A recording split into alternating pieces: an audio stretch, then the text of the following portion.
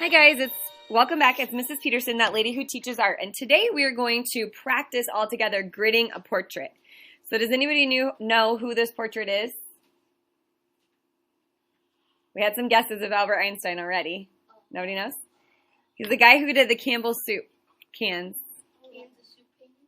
The Campbell soup cans. You guys studied last year when you guys made your stamps of your faces. Andy Warhol. Griffin. Andy Warhol. And you guys were saying he looks like Albert Einstein, and I said, well, he might be considered a genius just as much as Einstein. Maybe not as much as Einstein, but some people think he is an artistic genius. Some people think he is a fake. Remember we had that debate last year? Was he a fraud or was he the real deal? Okay, so today we are going to practice gridding all together his face, because then when you get onto your portrait that you're gridding by yourself, you'll know exactly what to do, okay? So at the top, please put your name. Everyone should have a very sharp pencil, and for class you can just put 6. And we're going to start by outlining our shapes of black. So I'm going to zoom in just a little bit on this. Maybe not that much. We're going to outline our shapes of black. So if I start up here on this box, I'm just looking at this top box, okay? I want to see where does this triangle come over and where does it go down. So I'm going to measure with my pencil. Some people like to measure with a ruler. I'm not that exact. I'm always going to put my thumbnail on the crosshair, which is the X that the lines make, and I'm always going to put the tip of my pencil where I want to make a line. So take your pencil with me right now. You're going to put it on the very corner of that black, and you're putting your thumbnail on the crosshair. Then you're going to take that measurement that you have on the tip of your pencil, and you're going to come over here, and you're going to mark where it is. So in that box, just mark very carefully where that is. Now I'm going to mark where it crosses on the other side as well. So I'm going to take the tip of my pencil, go all the way over to the edge of that black, and put my thumbnail on the crosshair. And I'm going to come over and mark that same distance on this box. I need to draw darker so the video can pick it up. There we go. And then the next thing I need to do is I need to measure up to the top and see how far up from the line it goes. Right about to there. Okay, now I have the boundaries for where this little black triangle is going to go, but it's not a perfect triangle. It's not 2 straight lines that perfectly form a triangle.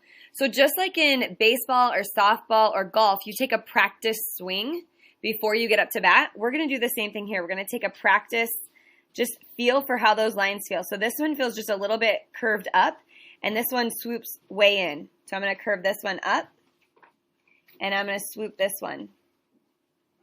Would you get your triangle, kind of looks like a shark fin.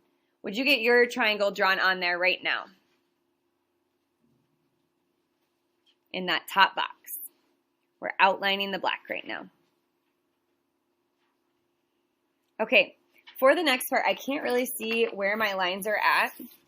So I'm going to go on to my drawing, and I'm going to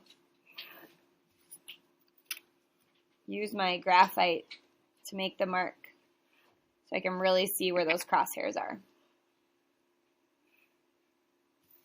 All right, now I can see much better. It's a little shiny. Okay, so we want to measure how far down this comes for, we're going to block off this second box over here. So this, I'm going to put my, it's okay to turn your paper completely. I'm going to put my pencil on the line I want to make, and I'm going to put my thumbnail right on that crosshair. Comes like right there.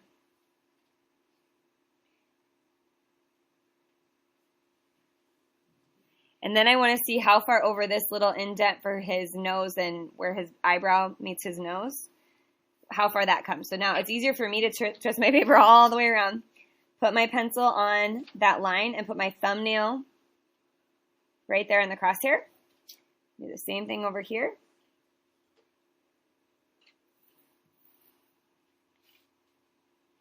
And now I can draw that shape after I take that practice swing. So I know it's going to swoop through here, and it just feels a little curved. So I'm going to curve that down, and then I'm going to go up, but this side is thicker.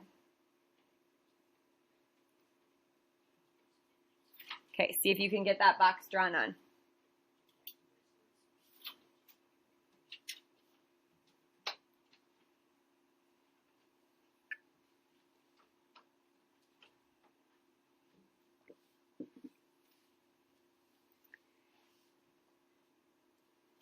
Okay, let's continue in this box that we started in.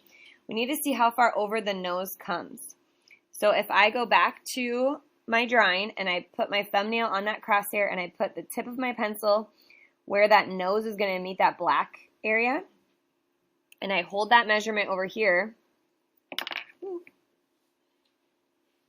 be about right there.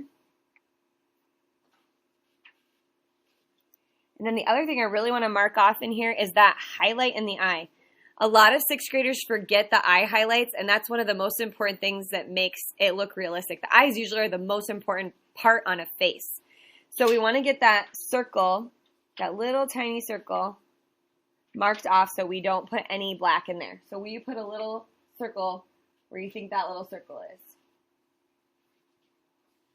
Okay. Now we're going to practice swing again. We're going to see how this nose line feels. And this nose line is seriously my least favorite part of this picture.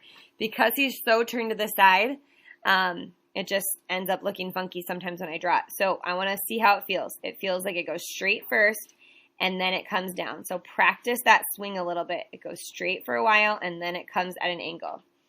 So I'm going to go straight for a while and then I'm going to come down at that angle.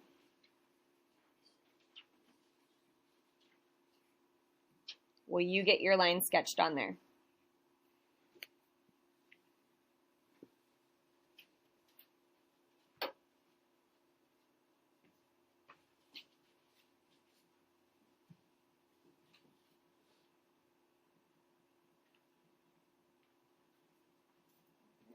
Just see how everybody's doing.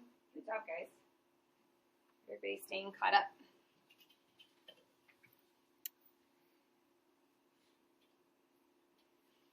Okay, now I want to go back and finish off this box over here. And I need to measure from the crosshair over to where that edge of that black cheek is, where it meets the background or where it meets his hair. And I'm going to measure that and mark it. Okay, now the hair looks really funny because it's got like a swoop out here and then it comes back down. So feel that it rounds and then it swoops out the black and then it rounds back for the cheek. So I'm going to round it out and then come down, swoop out, come back, and then curve for the cheek.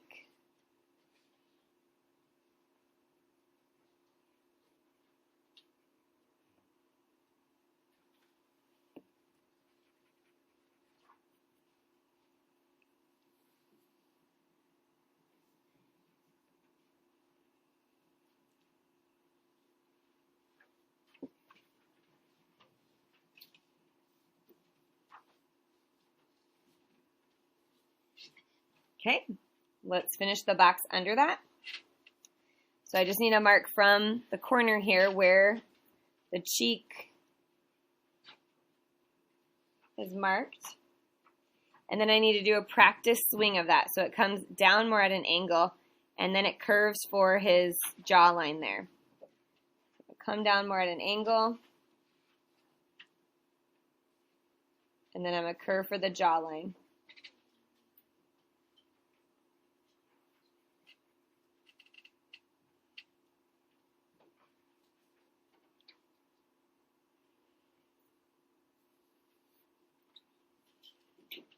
Okay, let's finish this box right here. We just need to mark where that shoulder is going to go down to. So if I take my pencil and I put it on the line for the top of the box and I put the tip where the shoulder is going to be, that will show me where I need to mark this box at. And then I want to do a practice swing. So it curves in and it's kind of rounded. It's not very sharp right there. And then it comes down. So curve in, and then it's rounded, comes back up.